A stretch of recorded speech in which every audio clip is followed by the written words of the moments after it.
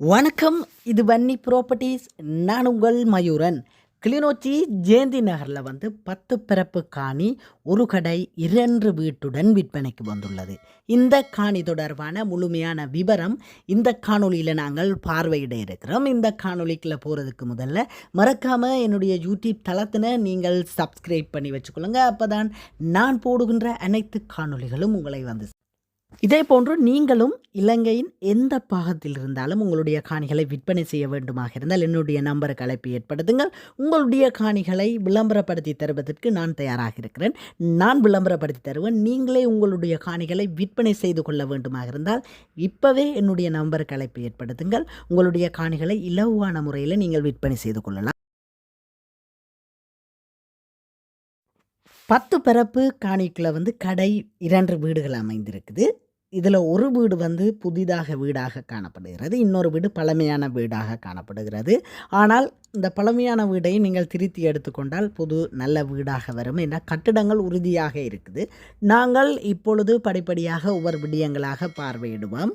கிளிநொச்சி ஜெயந்தி நகர் என்ற பகுதி இந்த காணி அமைந்திருக்கிற பகுதி அயலெல்லாம் நல்ல ஒரு அயலுக்கு நடுவில் இந்த காணி அமைந்திருக்குது. எங்களுடைய தேவைகளை பூர்த்தி செய்யக்கூடிய இடங்களுக்கு அருகாமையில் இருக்குது. நல்ல ஒரு வியாபார இடமாகவும் இது அமைஞ்சிருக்குது. அது மட்டும் இல்லாமல் இந்த காணிக்குள்ளேயே பார்த்திங்களா ஒரு மரக்காலைக்கு லைசன்ஸ் எடுத்தபடி அந்த கட்டிடமும் இருக்குது. உங்களுக்கு பலசரக்கு கடை ஒன்று இருக்குது, அதையும் நீங்கள் செய்து கொள்ளலாம். இந்த மரக்காலையும் நீங்கள் செய்து கொள்ளலாம். அதே நேரம் 2 வீடுகள் இருக்குது. இவ்வாறு ஒரு வியாபார நோக்கத்தோட இந்த காணியை நீங்கள் வாங்குவீர்களாக இருந்தால் உங்களுக்கு இது ஒரு உகந்த காணியாக இருக்கும்.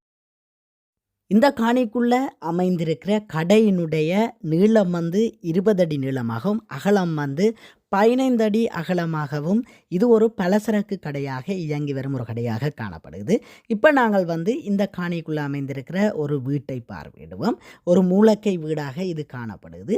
இந்த வீட்டுக்கு உள்ளே சென்று பார்வையிடுவதற்கு முதல் இந்த வீட்டுக்கு சுற்றி இருக்கிற அமைப்புகளை பார்வையிட்டு கொண்டு இறுதியாக உள்ளே சென்று பார்வையிடுவோம்.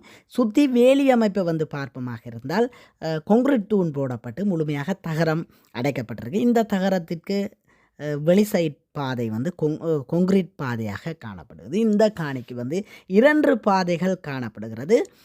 ஒன்று கிரவல் பாதையாகவும் இன்னொன்று கான்கிரீட் பாதையாகவும் காணப்படுகிறது. இந்த காணியை நீங்கள் 4 துண்டுகளாக பிரிக்க முடியும். அவ்வாறு பிரிப்பீர்களாக இருந்தால் அந்த 4 துண்டுக்குமே பாதை இருக்குது.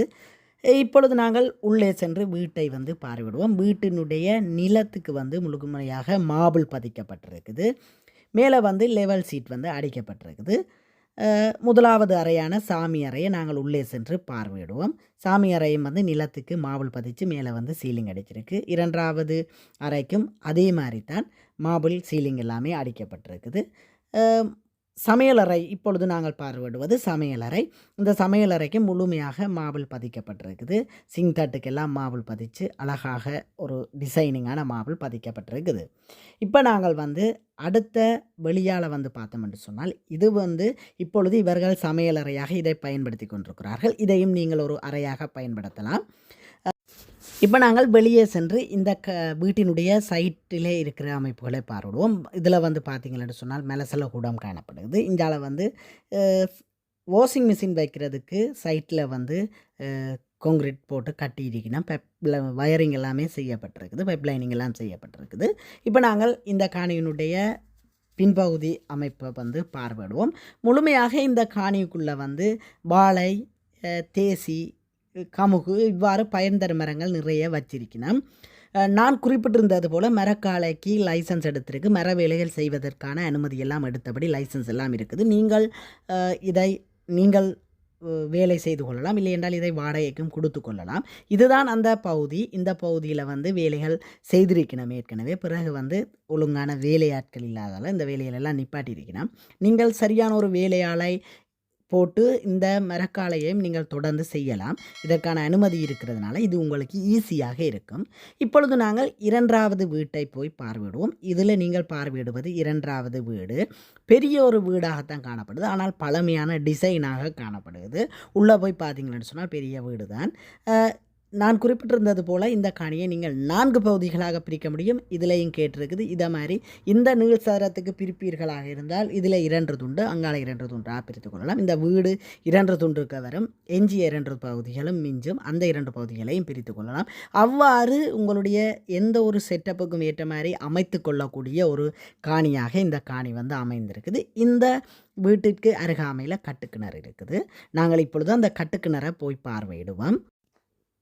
இந்த கட்டுக்கிணறு வந்து வத்தாத ஒரு நீரோட்டத்தை கொண்டதாக காணப்படுது. இந்த கட்டுக்கிணறு இருக்கிற பகுதிக்கு பக்கத்திலேயே வந்து பார்த்திங்கன்னு சொன்னால் நிறைய வாழை மரம் வச்சிருக்கணும். நல்ல பயன் தர கூடிய ஒரு காணியாக இந்த காணி அமைஞ்சிருக்கு. கட்டுக்கிணறு வந்து நல்ல ஒரு வத்தாத நீரோட்டத்தை கொண்ட கட்டுக்கிணறு. ஆனால் சுத்தமாக இல்லை. நீங்கள் வந்து இது க்ளீன் பண்ணி கொள்ளணும். க்ளீன் பண்ணினா நல்ல ஒரு குடிதண்ணியாக இது காணப்படுது. இதில் தான் பார்த்திங்களன்னு சொன்னால் கொங்கிரீட் வீதி இதுக்கு பக்கத்தில் அமைஞ்சிருக்குது. இந்த காணிக்குள்ளே வந்து முழுமையாக வாழை நிறைய இடங்களில் வைக்கப்பட்டிருக்கு. பயனும் எடுத்திருக்கணும். நல்ல பயன் எடுக்கக்கூடிய ஒரு காணியாக இருக்குது. இந்த வாழை இருக்கிற துண்டு வெறுமையாக இருக்குது. அதில் வாழை வைக்கப்பட்டிருக்குது. நீங்கள் வேறு ஒரு தேவைக்கும் இதை பயன்படுத்தி கொள்ளலாம். இந்த காணி இருக்கிற இடத்திற்கு அருகாமையிலேயே சுற்றி வந்து நல்ல பாதுகாப்பான அயல் காணப்படுது. அருகாமையில் குருகுலம் எல்லாம் அமைந்திருக்குது. நல்ல ஒரு இடத்துல இது அமைஞ்சிருக்குது. இந்த 2வது பொழுது நாங்கள் பார்வையிட இருக்கிற வீட்டிற்கு பாத்ரூம் வந்து வெளியால் அமைஞ்சிருக்குது. இதில் பின்பகுதியில் நின்று நீங்கள் இந்த கட்டிட அமைப்பை பார்வையிடும் பொழுது நீங்கள் காணக்கூடியதாக இருக்கும். இந்த வீடு வந்து நல்ல ஒரு பெரிய வீடாக காணப்படுகிறது. நாங்கள் உள்ளே சென்று வீட்டினுடைய அமைப்புகள் பார்வையிடுவோம். இதுக்கு பின்னுக்கும் வந்து நிறைய வாழை வச்சிருக்கணும்.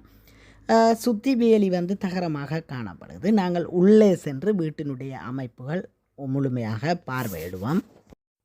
காணொளியை பார்வையிட்டு கொண்டிருக்கும் நீங்கள் மறந்துடாமல் என்னுடைய சேனலை சப்ஸ்கிரைப் பண்ணி வச்சுக்கொள்ளுங்க. அப்போ தான் நான் போடுகின்ற மலிவான காணிகளாக இருந்தாலும் சரி, நல்ல காணிகள் எதுவாக இருந்தாலும் நீங்கள் உடனடியாக அதை பார்வையிடுவதற்கு இந்த சப்ஸ்கிரைப் நீங்கள் செய்து வைப்பது உதவியாக அமையும். இப்போ நாங்கள் உள்ளே சென்று வீட்டையும் பார்வையிடுவோம். இந்த வீட்டுக்கு முன்னுக்கே வந்து பெரிய ஒரு மாமரம் நிற்குது. நல்ல நிறைய காய் காய்க்கக்கூடிய ஒரு மாமரம் இந்த வீட்டினுடைய முன்பகுதியில் அமைஞ்சிருக்குது. இப்போ நாங்கள் உள்ளே சென்று இந்த 2வது வீட்டினுடைய அமைப்பை பார்வையிடுவோம். உள்ளே வந்து பார்த்திங்களன்னு சொன்னால் கீழே நிலமெல்லாம் சின்ன சின்ன உடைவு இருக்குது.